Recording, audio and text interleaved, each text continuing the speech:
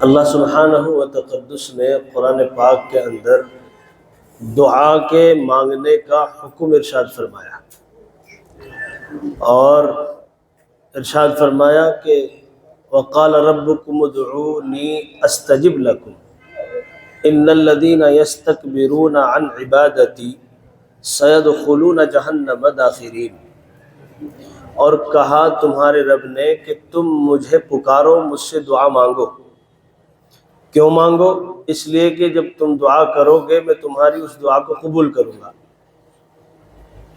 اور پھر آگے چل کر ارشاد فرمایا ان الذین یستکبرون عن عبادتی، جو لوگ میری اس عبادت سے روگردانی کریں گے یا اس عبادت کو کم تولیں گے، اس کی حقارت کریں گے، تو وہ لوگ یاد رکھیں سیدخلون جہنم داخرین، ہم ایسے لوگوں کو بہت جلدی جہنم میں داخل کریں گے۔ تو معلوم یہ ہوا کہ دعا اللہ کی بہت اہم ترین عبادت ہے۔ آج اس عبادت کی جانب سے ہم لوگوں کے ذہنوں میں حقارت داخل کی جا رہی ہے نت نئے طریقوں سے۔ اسی لیے آپ دیکھ لیں، جبکہ حدیث میں آتا ہے کہ ہر فرض نماز کے بعد کی جانے والی دعا کو اللہ قبول کرتا ہے۔ اب اس فرض نماز کے بعد جو دعا کرنے کا طریقہ ہے یا دعا جو ہے، اس کو ہمارے ذہنوں میں بہت ہلکا کر کے داخل کیا جا رہا ہے۔ سلام پھرا، ہم اٹھ کے چل دیے۔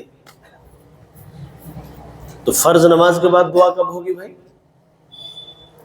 یا پھر اس عبادت کے لیے ہمارے پاس ان اوقات کے علاوہ کون سا ایسا وقت ہے یا کتنا ہم میں شوق ہے کہ ہم اللہ کے سامنے بیٹھ کر اس کو حاضر و ناظر سمجھ کر اس سے اپنی ضروریات کو ہم مانگ رہے ہیں؟ ایمانداری سے فیصلہ کر کے بتا دیں، ہے کسی کے پاس وقت؟ بیٹھتا ہے کوئی؟ اب رہا سہا جو فرض نمازوں کے بعد کا وقت ہے، یہ بھی ختم ہوتا چلا جا رہا ہے۔ اس پر بھی بڑی بحث و مباحثے ہو رہے ہیں باقاعدہ۔ سیدھی سچی بات ہے کہ قرآن سے بڑھ کر اس روئے زمین پر دین کے لیے یا اللہ کے احکامات کے لیے کوئی اور دلیل ہو ہی نہیں سکتی۔ میں بہت صاف ستھری بات کرتا ہوں، تمام مکاتب فکر سے اوپر اٹھ کر ہم اللہ کے بندے ہیں، اللہ ہمارا مالک ہے، ہماری تمام ضروریات اسی سے وابستہ ہیں، اور ہمارے اوپر یہ فرض ہے۔ اللہ فخر کرتا ہے فرشتوں کے سامنے اس وقت کہ جب بندہ اللہ کے سامنے گڑ گڑا کر رو کر اپنی ہر طرح کی ضروریات کو مانگتا ہے اور رکھتا ہے، اللہ فرشتوں کے سامنے فخر کرتا ہے، دیکھو یہی ہے وہ میرا بندہ جس کی تخلیق پر تمہیں اشکال ہوا تھا، اب دیکھو مجھ سے کیسے اپنی ضروریات کو طلب کر رہا ہے۔ اور حدیث کے الفاظ ملتے ہیں، بخاری کی روایت ہے کہ رسول اللہ صلی اللہ علیہ وسلم نے ارشاد فرمایا کہ تم اللہ ہی سے مانگو۔ کس سے مانگو؟ اللہ ہی سے مانگو۔ اور کہاں تک مانگو؟ یہاں تک کہ تمہارے جوتے کا تسمہ بھی اگر ٹوٹ جائے تو اس کے بننے کا یا اس کے انتظام کا بھی آپ مطالبہ کس سے کرو؟ اللہ سے کرو۔ یہ بہت نہایت اور غایت درجے کی بات ہے۔ آج آپ بھی محسوس کر رہے ہوں گے، میں بھی محسوس کر رہا ہوں اس بات کو کہ ہماری زندگیوں کے اندر دعا والے عمل میں بہت زیادہ کمی ہے کہ نہیں بھائی؟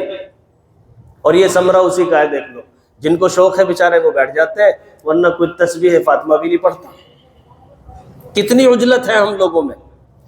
یہاں سے پتہ چلتا ہے کہ ہماری نگاہوں میں فقط دنیا کا احترام ہے، دنیا کی عظمت ہے، دنیا کی قدر و منزلت تو ہے، مگر دین کی قدر و منزلت نہیں ہے۔ اگر دین کی قدر و منزلت ہوتی تو 10 منٹ اگر نماز میں لگے ہیں تو 2 منٹ کی دعا ہوتی ہے، آدمی دعا ضرور کرے۔ اور جبکہ دوسری ایک بہت سری حدیث ہے، الدعاء مخ العبادہ، یہ جواب ہے ان لوگوں کا کہ جن کو نماز کے بعد دعا مانگنے پر اشکال ہے، ان کا جواب ہے کہ رسول اللہ صلی اللہ علیہ وسلم نے ارشاد فرمایا دعا یہ تمام عبادتوں کا مغز ہے۔ نماز ایک عبادت ہے، اس کے بعد جو دعا کی جاتی ہے وہ اس کا مغز ہے۔ اب ہم نے تمام چیزیں تو حاصل کر لی اور مغز ہم حاصل نہ کریں تو پھر ہماری بیوقوفی ہے یا عقل مندی؟ اور پھر اگلا جو جملہ ہے نیکی سے عمر بڑھتی ہے۔ دعا کا کرنا عبادت بھی ہے، دعا کا کرنا ایک نیکی بھی ہے۔ تو جب ہم دعا والے عمل پر مضبوطی کے ساتھ عمل کریں گے اور اپنے رب کے سامنے بیٹھ کر اپنی ضروریات کو روزمرہ مانگیں گے تو یہ ہمارا ایک نیکی ہوگی، اور اس نیکی کے اختیار کرنے سے اللہ ہم سب کی عمروں میں برکت داخل کرے گا انشاءاللہ۔ آج عمر چھوڑو، گھروں میں بھی جو بے برکتی کا معاملہ ہے اس کا نتیجہ فقط اور فقط یہ ہے کہ ہم لوگوں نے دعا والے عمل کو چھوڑ دیا ہے۔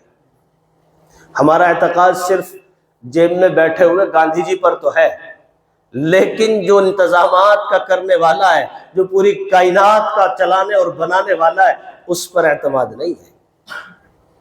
دعا کریں کہ اللہ تعالیٰ مجھے بھی اور آپ کو بھی اللہ اپنی ذات پر مکمل یقین نصیب فرمائے اور اس طرح کی عبادات پر ہمیں پابندی نصیب فرمائے۔ آمین، اللہم آمین۔